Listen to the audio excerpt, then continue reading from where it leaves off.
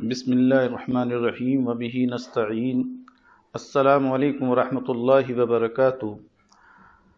الحمد للہ القادر المقتدر القدیر، والصلاة والسلام علی السید البشیر النذیر، وعلی آلہ واصحابہ ووارث حالہ الامین المکین محی الدین برحمتک یا ارحم الراحمین۔ وبعد، فاعوذ باللہ من الشیطان الرجیم، بسم اللہ الرحمن الرحیم۔ فاسألوا اہل الذکر ان کنتم لا تعلمون۔ صدق اللہ العظیم وصدق رسولہ النبی الکریم الامین، ونحن علی ذلک لمن الشاہدین والشاکرین والحمد للہ رب العالمین۔ معزز ناظرین سامعین، السلام علیکم ورحمۃ اللہ وبرکاتہ۔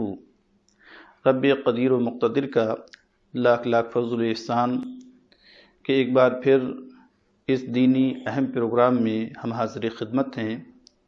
اللہ تبارک و تعالی شریعت محمدیہ علی صاحب الصلاۃ والسلام کو جاننے، سمجھنے اور اس پر چلنے کی توفیق عطا فرمائے۔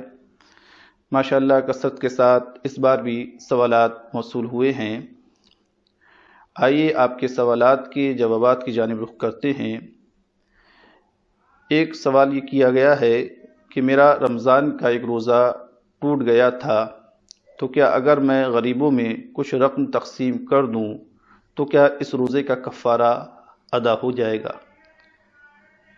دیکھیے، رمضان کے روزے کے قضا کی دو صورتیں ہیں۔ اگر آپ کے رمضان کا روزہ کسی عذر کی بنا پر آپ نے ترک کیا، کوئی بیماری لاحق ہو گئی یا کوئی اور شرعی عذر تھا جس کی وجہ سے وہ روزہ آپ نے ترک کیا، تو اس میں کفارہ آپ پر لازم نہیں ہے۔ صرف یہ ہے کہ اس روزے کی قضا آپ کے ذمے لازم ہے۔ اگر ایک روزہ آپ کا قضا ہوا ہے تو اس کی قضا آپ رکھیے، کفارہ لازم نہیں ہے۔ لیکن اگر بغیر کسی شرعی عذر کے عمدن جان بوجھ کر آپ نے رمضان کا کوئی روزہ ترک کر دیا، کوئی عذر نہیں تھا، یعنی وہ روزہ آپ نے رکھنے کے بعد توڑ دیا، تو آپ کو کفارہ بھی ادا کرنا ہوگا اور اس کی قضا بھی رکھنا ہوگی۔ رمضان کا روزہ اگر عمدن بغیر کسی عذر کے کسی نے توڑا ہے تو 2 مہینے لگاتار روزے رکھے، یہ اس کا کفارہ ہے، اور ایک روزہ قضا کا رکھے۔ تو اس کا مقصد یہ ہوا کہ وہ 61 روزے رکھے۔ تو اگر کوئی شخص کفارہ ادا کرنے پر قادر نہیں ہے، یعنی 2 مہینے لگاتار روزے نہیں رکھ سکتا، تو 60 مسکینوں کو بھرپیٹ 2 وقت کا کھانا کھلائے، تو اس کی یہ کفارہ ادا ہوگا۔ اگر کچھ رقم، جیسا کہ آپ نے سوال میں رکھا ہے کہ کچھ رقم تقسیم کرنے سے کفارہ ادا ہو جائے گا، تو یہ ادا نہیں ہوگا۔ اگر عمدن آپ نے رمضان کا روزہ توڑا ہے اور کوئی عذر نہیں تھا تو آپ کو کفارہ ادا کرنا ہوگا، اور اس کا کفارہ یہ ہے کہ 2 مہینے لگاتار روزے رکھنے ہوں گے، اور اگر یہ نہیں رکھ سکتے تو 60 مسکینوں کو آپ 2 وقت کا کھانا کھلائیں گے۔ ہمارے ایک بھائی نے سوال ہم سے کیا ہے کہ ہمارے نبی کریم صلی اللہ علیہ وسلم نے اذان دی یا نہیں؟ دیکھیے، یہ مسئلہ علماء کرام کے درمیان مختلفی ہے۔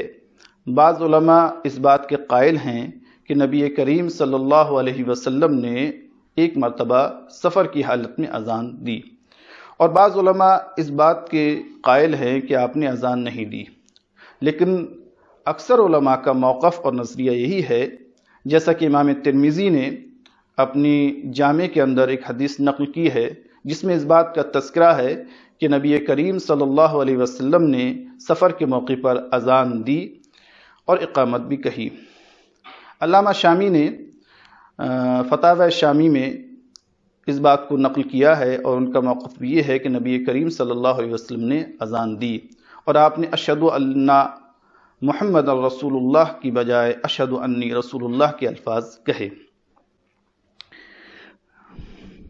محمد افضل صاحب، انہوں نے سوال یہ کیا ہے کہ رات کی ڈیوٹی ہونے کی وجہ سے تراویح کی نماز جماعت سے میں نہیں ہو پاتی، تو کیا علم ترا سے اپنی نماز پڑھی جا سکتی ہے؟ دیکھیے، تراویح کی نماز بجماعت سنت موقدہ علی الکفایہ ہے، یعنی اگر بعض حضرات نے تراویح کی نماز جماعت کے ساتھ ادا کر لی تو سب بری ذمہ ہو جاتے ہیں، اور اگر کسی نے اہل محلہ میں سے جماعت سے تراویح کی نماز نہیں پڑھی تو سب گناہ گار ہوں گے۔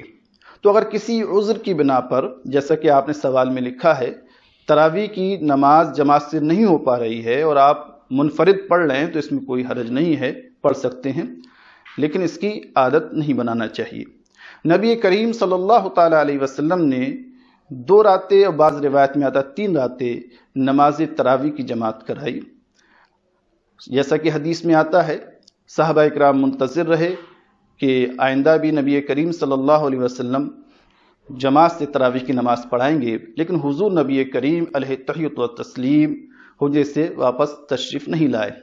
صبح کے وقت آپ نے صحابہ اکرام سے فرمایا کہ تراویح کی نماز اللہ تبارک و تعالیٰ کو جماعت سے بہت پسند ہے، مجھے یہ اندیشہ ہوا کہ کہیں یہ فرض نہ کر دی جائے، تو میں اس لیے حجرے سے باہر نہیں آیا۔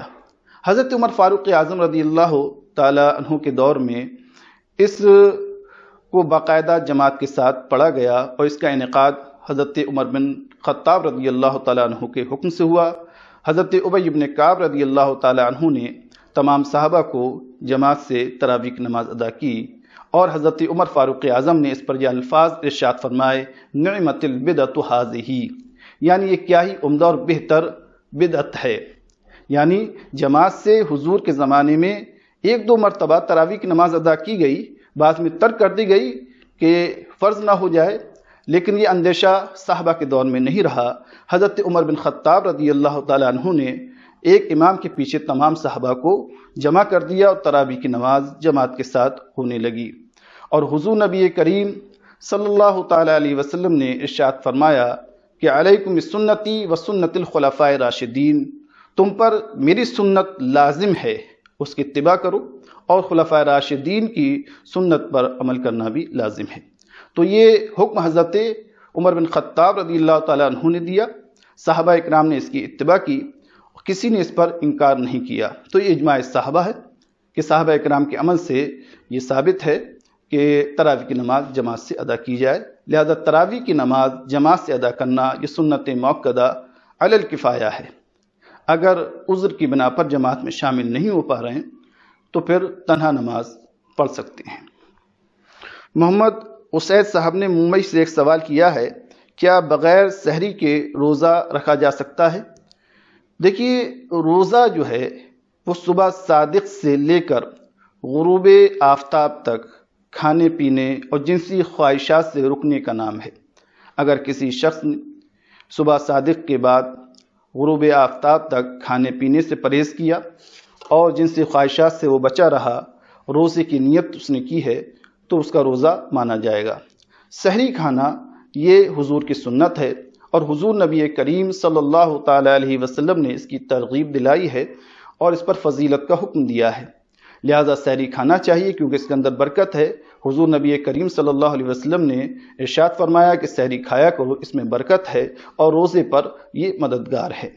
لہذا اگر کسی نے بغیر سحری کے روزہ رکھ لیا تب بھی روزہ اس کا مانا جائے گا، ایسا نہیں ہے کہ وہ روزہ ہی نہ ہو، روزہ مان لیا جائے گا لیکن وہ اس ثواب سے محروم رہے گا۔ لہذا کوشش کرنا چاہیے کہ سحری کھائیں، اگر اتفاقی طور پر آنکھ نہیں کھلی تو پھر روزہ رکھ لیں بغیر سحری کے، اس میں کوئی حرج نہیں ہے۔ ہمارے ایک بھائی نے ہم سے یہ سوال کیا ہے کہ جس کمرے میں تصویر ہو اس میں نماز پڑھی جا سکتی ہے یا نہیں؟ دیکھیے، پہلے یہ بات ذہن میں رکھیے کہ تصویر کمرے میں لگانا زینت کی غرض سے یا لہو و لعب کے طریقے پر حضور نبی کریم صلی اللہ علیہ وسلم نے اس سے منع فرمایا۔ حدیثوں میں آتا ہے کہ حضور نے فرمایا جس گھر کے اندر کتا ہو یا تصویر ہو تو اس میں فرشتے داخل نہیں ہوتے، لہذا گھروں کو تصویروں سے نہیں سجانا چاہیے۔ بغیر زیرو یعنی پیڑ، درخت، پودے، ان کی تصویر لگی ہوئی ہیں پہاڑوں وغیرہ کی تو اس میں کوئی حرج نہیں ہے، لیکن جو زیرو ہے اس کی تصویر سے اجتناب کرنا چاہیے، گھر سے کو ان سے پاک رکھنا چاہیے۔ اگر اتفاقی طور پر کہیں تصویر لگی ہوئی ہے اور آدمی نماز پڑھ رہا ہے تو اگر تصویر سامنے کی طرف ہے، قبلہ رخ ہے، یا دائیں طرف ہے یا بائیں طرف ہے یا سر کے اوپر ہے، تو ان صورت میں فقہاء اکرام نے فرمایا ہے کہ اس کی نماز مکروہ تحریمی ہوگی، یعنی نماز تو ہو جائے گی لیکن کراہت کے ساتھ ہوگی، واجب الاعادہ ہے۔ ہاں اگر تصویر پشت کی جانب ہے یا قدموں کے نیچے ہے یا ایسی تصویر ہے جو زیرو نہیں ہے، اس کا سر دکھائی نہیں دے رہا ہے یا ہے ہی نہیں، تو پھر نماز میں کوئی کراہت نہیں ہے۔ اور اگر زیرو کی تصویر ہے، قدموں کے نیچے ہے، تو یہ محل احانت ہے، اس میں بھی کوئی حرج نہیں ہے۔ سامنے کی طرف قبلہ رخ یا سر کے اوپر یا دائیں بائیں اگر تصویر ہے تو پھر نماز مکروہ تحریمی ہوگی۔ ہمارے کسی بھائی نے ایک سوال یہ کیا ہے، کیا بغیر داڑھی والا شخص اذان و اقامت کہہ سکتا ہے؟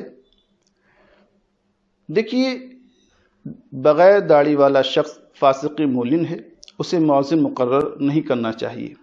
اتفاقی طور پر اگر فاسق مولن نے اذان اور اقامت کہی تو ہو جائے گی، لیکن اذان کا اعادہ کرنا بہتر ہے، یعنی فاسق مولن کا اذان و اقامت کہنا یہ مکروہ تنزیہ خلاف اولا کے حکم میں ہے۔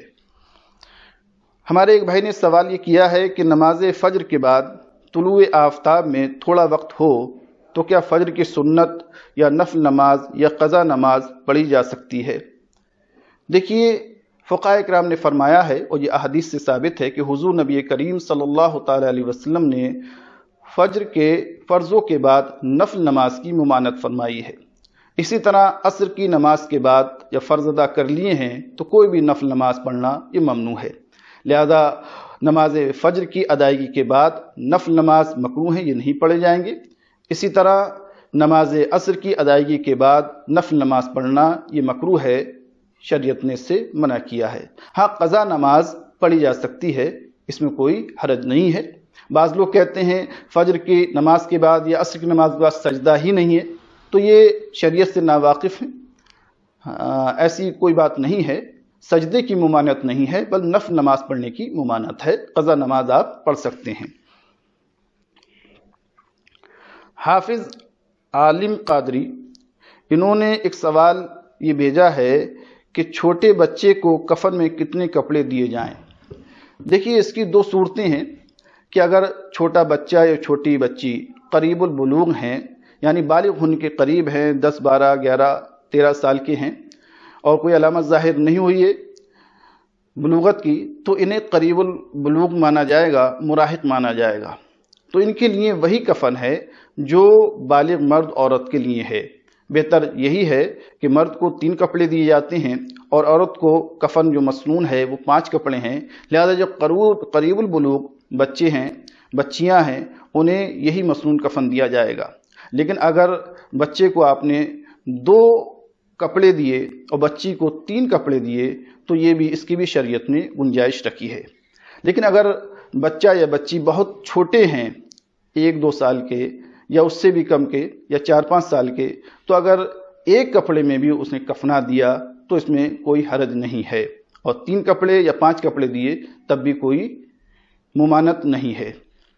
محمد منہاج صاحب، یہ ممبئی کے رہنے والے ہیں، انہوں نے ایک سوال یہ کیا ہے، کیا وضو کی حالت میں اپنا سطر دیکھنے سے وضو ٹوٹ جاتا ہے؟ اور دوسرا سوال یہ کیا ہے، کیا چغلی یا غیبت کرنے سے بھی وضو ٹوٹ جاتا ہے؟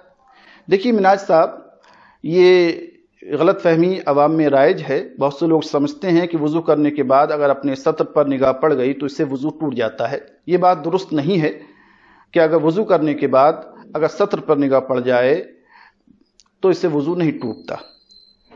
اسی طرح غیبت یا چغلی کے سے بھی وضو نہیں ٹوٹتا ہے۔ البتہ فقہاء کرام نے فرمایا ہے کہ غیبت یا چغلی یا کوئی بھی گناہ کبیرہ کرنے کے بعد آپ جو ہے تازہ وضو کریں، اور شریعت میں اس گناہ کبیرہ کی سخت مذمت ہے۔ چغلی حرام ہے، غیبت حرام ہے، یا کوئی بھی گناہ کبیرہ، اس سے توبہ کرنا چاہیے، اس سے بچنا چاہیے، یہ دوزخ میں جانے کا سبب ہے۔ لیکن اگر شامت اعمال سے کسی نے وضو کرنے کے بعد چغلی کر دی کسی کی یا غیبت کر دی تو فقہاء کرام فرماتے ہیں کہ مستحب ہے کہ وہ نئے سرے سے وضو کرے۔ وضو ٹوٹنے کے جو اسباب ہیں، پیشاب کا خارج ہونا یا پخانے کا خارج ہونا، یا جسم کے کسی ایسے حصے سے، ظاہری حصے سے خون بہہ جائے تو اس سے بھی وضو ٹوٹ جاتا ہے۔ منہ بھر کے قے ہو جائے، اس سے بھی وضو ٹوٹ جاتا ہے۔ ناک سے نکسیٹ آپ کی نقصی ٹوٹ گئی، اس سے بھی وضو ٹوٹ جاتا ہے۔ کسی کا سخت دیکھنے سے یا کوئی غیبت یا چغلی یا کوئی گناہ کبیرہ سرد ہو گیا تو اس سے وضو نہیں ٹوٹتا ہے۔ محمد صداقت علی یہ رامپور کے رہنے والے ہیں، انہوں نے ایک سوال یہ ارسال کیا ہے، کیا مرد و عورت کے غسل میں کوئی فرق ہے؟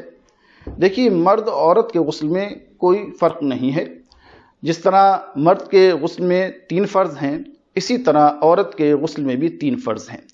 3 فرض، پہلا فرض یہ ہے کلی کرنا، یعنی منہ کے اندرونی حصے میں تمام اجزاء، تمام جگہ پر پانی کا بہہ جانا، اس طرح کلی کرنا ہے۔ دوسرا فرض یہ ہے کہ ناک کی نرم ہڈی تک پانی پہنچ جائے، کوئی جگہ بھی خشک نہ رہے، یہ دوسرا فرض ہے۔ تیسرا فرض ہے اس طرح جسم کے ظاہری حصے پر پانی بہانا کہ کوئی جگہ بھی بال برابر خشک نہ رہے۔ اگر بے احتیاطی کی کوئی جگہ خشک رہ گئی تو آپ کا فرض ادا نہیں ہوا، جب فرض ادا نہیں ہوا تو آپ کا غسل نہیں ہوا۔ لہذا یہ 3 فرض مرد کے لیے ہیں اور 3 فرض عورت کے لیے ہیں۔ یہ غسل کے فرائض کا ذکر ہے۔ سنت طریقہ غسل کا مرد عورت دونوں کے لیے یکساں ہے، اور سنت طریقہ یہ ہے کہ جب آپ غسل کا ارادہ کریں تو پاکی کی نیت کریں، اس کے بعد دیکھیں کہ بدن پر کسی جگہ گندگی لگی ہے، نجاست لگی ہے، تو پہلے اسے صاف کر لیں۔ جب اسے صاف کر لیں اس کے بعد نماز کی مانند پورا وضو کریں، یعنی جس طرح نماز کے اندر آپ وضو کرتے ہیں اسی طرح وضو کریں۔ اس کے بعد دائیں کاندھے پر پانی بہائیں، بائیں کاندھے پر اور سر پر، اور پھر اس طرح پورے بدن پر پانی بہائیں کہ کوئی جگہ خشک نہ رہے۔ یہ سنت طریقہ ہے۔ ہمارے کسی بھائی نے یہ سوال کیا ہے کہ نجاست حقیقی اور نجاست حکمی میں کیا فرق ہے؟ دیکھیے، جو حقیقی نجاست ہے اس کے ٹچ میں جو چیز آ جاتی ہے وہ چیز ناپاک ہو جاتی ہے، اسے بھی نجس ہونے کا حکم شریعت نے صادر کیا ہے۔ مثلا پیشاب کسی نے کر دیا، اب یہ کپڑے پر لگ جائے، آپ کے بدن پر لگ جائے، یا جسم کسی اور حصے پر لگ جائے تو وہ حصہ بھی ناپاک ہو جائے گا۔ یہی حال خون کا ہے، شراب کا ہے، یہ تمام چیزیں نجاست حقیقیاں ہیں۔ ان کے ٹچ میں ان سے جو چیز بھی مس ہوگی اور جتنے حصے پر مس ہوگی وہ حصہ ناپاک ہو جائے گا، کیونکہ یہ شریعت میں نجاست حقیقیاں ہیں۔ پیشاب، پخانہ، خون، شراب، یہ نجاست حقیقی۔ دوسرا یہ ہے جنوبی شخص، وہ اگرچہ ناپاک ہے لیکن حکماً ناپاک ہے۔ ایسا نہیں کہ جنوبی شخص یا حیض و نفاس والی عورت کسی کپڑے کو چھو لے یا برتن کو چھو لے یا گھر کے کسی حصے کو چھو لے تو ناپاک ہو جائے، نہیں، ایسا نہیں ہے، کیونکہ حکماً ناپاک ہے، حقیقی ناپاک نہیں ہے کہ اگر وہ کسی سے ٹچ ہو جائے یا مس ہو جائے تو وہ چیز ناپاک ہو جاتی۔ بہت سے بھائی یہ سوچتے ہیں کہ جنابت کی حالت میں ان کے سارے بدن کے کپڑے ناپاک ہو گئے، بستر ناپاک ہو گیا، ایسا نہیں ہے۔ وہ قطرات ناپاک جس جگہ لگے ہیں وہ حصہ ناپاک ہے، اگر وہ کپڑا یا وہ حصہ آپ نے دھو لیا تو پھر آپ حکماً ناپاک ہیں، جب تک غسل نہیں کریں گے آپ پاک نہیں ہوں گے۔ لیکن ایسا نہیں ہے کہ آپ کے بدن کے سارے کپڑے ناپاک ہو گئے یا آپ کے جو ہے چادر وغیرہ یا بستر وغیرہ ناپاک ہو گیا، یا جو چیز آپ کے ٹچ میں آئی وہ چیز ناپاک ہو جائے گی، ایسا نہیں ہے۔ یہ حکماً بے وضو آدمی یا بے غسل آدمی جس پر غسل واجب ہے وہ حکماً ناپاک مانا جاتا ہے، اسے نجاست حکمیہ کہتے ہیں۔ اور نجاست حکمیہ کا مطلب یہ ہے کہ حکماً شریعت نے اسے ناپاک مانا ہے، حقیقتاً نہیں ہے کہ کوئی چیز اس کے ٹچ میں آئے تو وہ چیز ناپاک ہو جائے۔ تو نجاست حقیقیہ اور نجاست حکمیہ میں یہی فرق ہے کہ نجاست حقیقیہ کے ٹچ میں اس کوئی بھی چیز آئے گی، اس سے کوئی بھی چیز مس ہوگی وہ چیز ناپاک ہو جائے گی، لیکن نجاست حکمیہ کے سے کوئی چیز اگر مس ہوئی، بے وضو یا بے غسل آدمی جو جنوبی ہے اس نے اگر کسی چیز کو چھو لیا یا حیض و نفاس والی عورت نے کسی چیز چھو لیا تو وہ چیز ناپاک نہیں ہوگی۔ ایک بھائی نے یہ سوال کیا ہے کہ اگر راستے میں چلتے ہوئے پیسے مل جائیں تو کیا کریں؟ کیا انہیں اپنی ذاتی مصرف میں استعمال کر سکتے ہیں؟ دیکھیے، پہلے تو یہ دیکھنا ہوگا جو چیز آپ کو راستے میں ملی ہے وہ کس حیثیت کی ہے۔ اگر وہ معمولی حیثیت کی ہے، چند روپے آپ کو پڑے مل گئے، 10-20 روپے، یا کوئی ایسی چیز مل گئی ہے کہ مالک اسے تلاش نہیں کرے گا، 10 روپے کسی گر گئے یا 5 روپے گر گئے، یا معمولی چیز اب وہ مالک اسے تلاش نہیں کرتا ہے، تو آپ کو یہ گمان ہے کہ مالک اسے تلاش نہیں کرے گا، معمولی چیز ہے، تو آپ اسے استعمال کر سکتے ہیں یا صدقے کی نیت سے کسی کو دے سکتے ہیں۔ لیکن راستے میں اگر آپ کو یا کسی جگہ بھی کوئی قیمتی چیز ملی اور یہ آپ کو گمان ہے کہ مالک تلاش کرے گا اور اس چیز کو تلاش کیا جاتا ہے، اتنی قیمتی چیز ہے، تو آپ پر لازم و ضروری ہے کہ اس کا اعلان کریں۔ مسجد میں جا کر اعلان کریں، جو یہ اعلان کے جو ذرائع ہیں وہ استعمال کریں، اور حتی الممکن کوشش کریں کہ وہ چیز اس کے مالک تک پہنچا دیں۔ اگر پھر بھی رسائی نہ ہو، مالک نہیں مل رہا ہے، تو پھر آپ اسے صدقے کی نیت سے کسی فقیر کو دے سکتے ہیں، اور اگر آپ خود ضرورت مند ہیں تو اس کا استعمال بھی کر سکتے ہیں، لیکن اس نیت سے آپ استعمال کریں گے یا کسی فقیر کو دیں گے کہ اگر مالک آ گیا اور آپ نے اسے بتایا کہ میں نے آپ کی چیز کو صدقہ کر دیا یا میں نے استعمال کر لیا اور اس پر رضامند نہیں ہوا، تو اس چیز کی قیمت آپ کو دینا ہوگی۔ اگر صدقہ کیا ہے تو اس کی چیز قیمت بھی دے گی، ثواب اگرچہ آپ کو ملے گا، اور اگر مالک راضی ہو گیا کہ آپ نے صدقہ کر دیا، میں صدقے راضی ہوں، تو آپ کو بھی ثواب ملے گا اور مالک کو بھی ثواب ملے گا۔ تو اس نیت سے استعمال کر سکتے ہیں کہ اگر مالک آ گیا اور اس نے مطالبہ کیا تو وہ چیز ہمیں واپس کرنا ہوگی۔ یہ لقطے کا حکم ہے۔ ہمیں ایک بھائی نے سوال کیا ہے کہ قبرستان و مسجد میں لگے ہوئے درخت کے پھل کھا سکتے ہیں یا نہیں؟ دیکھیے، قبرستان کے ارد گرد درخت لگائے جاتے ہیں یا مسجد کے احاطے میں درخت کسی نے لگائے ہیں، تو یہ دیکھنا ہوگا یہ درخت کس مقصد سے لگائے گئے ہیں۔ اگر ان کا مقصد یہ ہے کہ سایہ بھی ملے اور اس پر جو پھل آتے ہیں اسے بیچ کر قبرستان یا مسجد میں خرچ کی جائے اس کی قیمت، اور یہ ہر سال کرتے ہیں، تو پھر کسی کے لیے جائز نہیں ہے کہ ان درختوں پر آئے ہوئے کوئی چیز بھی استعمال کرے یا کوئی پھل استعمال کرے۔ وہ چیز مسجد کے مصارف میں خرچ کی جائے گی یا قبرستان کی استعمال میں آئیں گے۔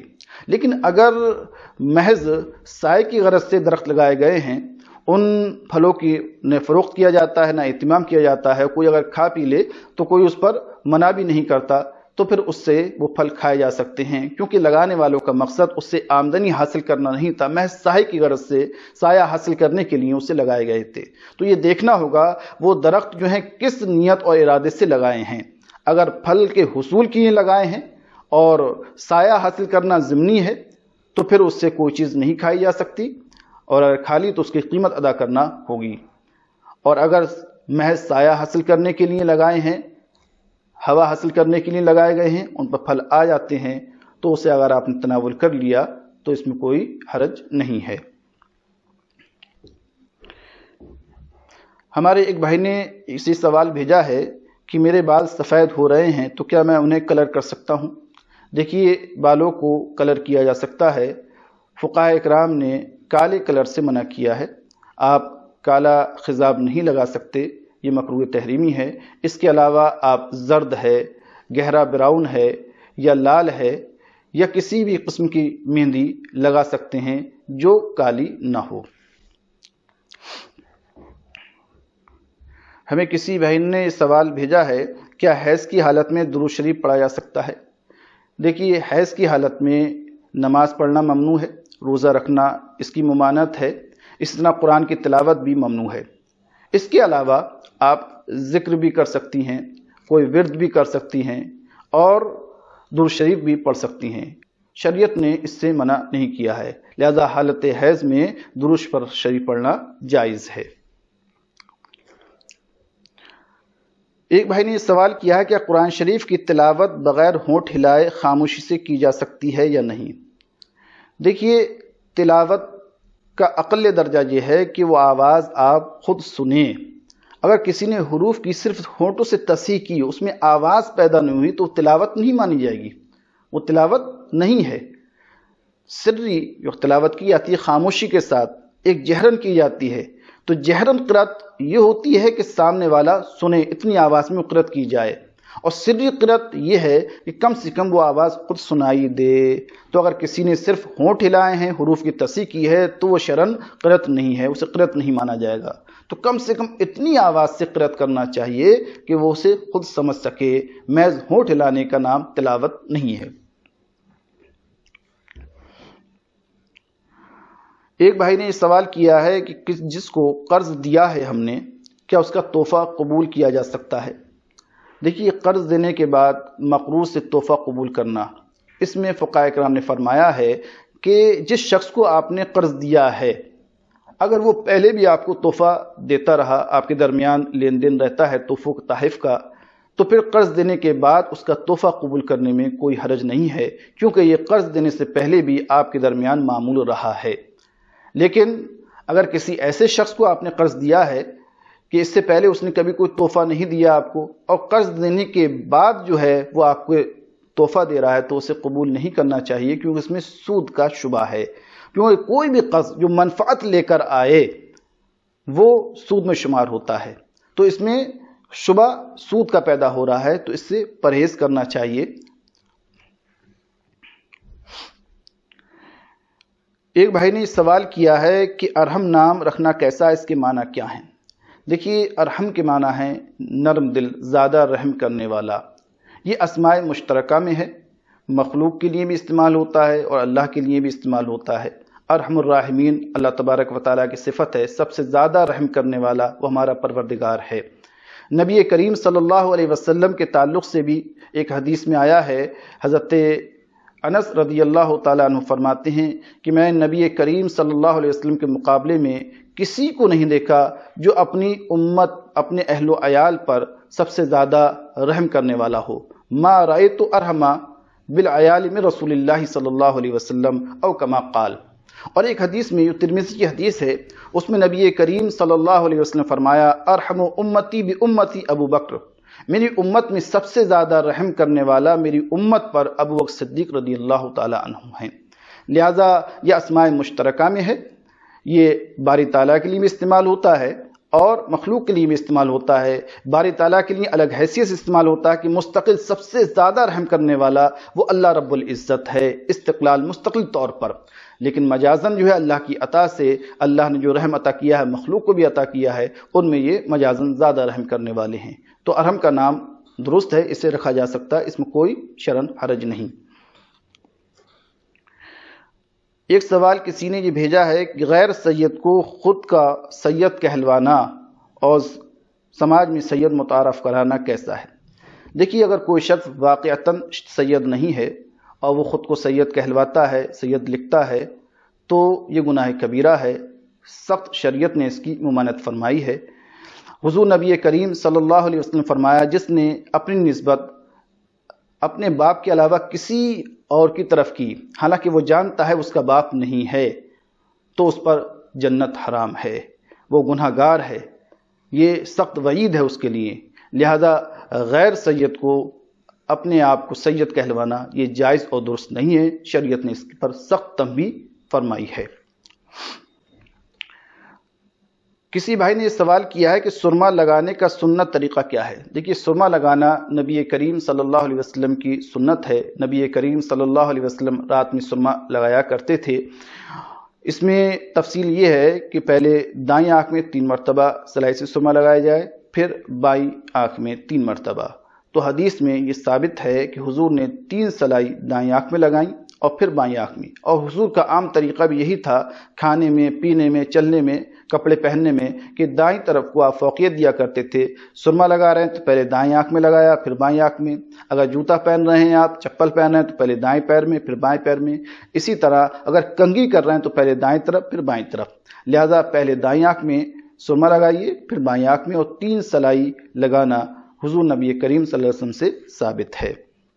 آج کے ایپیسوڈ میں انہی سوالات پر اکتفا کیا جا رہا ہے۔ اگر آپ کے ذہن میں کوئی سوال گردش کر رہا ہے اور اس کا جواب آپ کو مطلوب ہے تو اسکرین پر آپ کو نمبر نظر آ رہا ہوگا، اس میں آپ لکھ کر بھی بھیج سکتے ہیں، وائس میسج بھی بھیج سکتے ہیں۔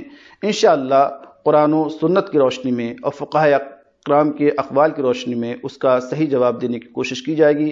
اللہ تبارک و تعالی ہمیں شریعت کو جاننے، سمجھنے اور اس پر عمل کرنے کی توفیق عطا فرمائے۔ آمین۔ وآخر دعوانا ان الحمد للہ رب العالمین۔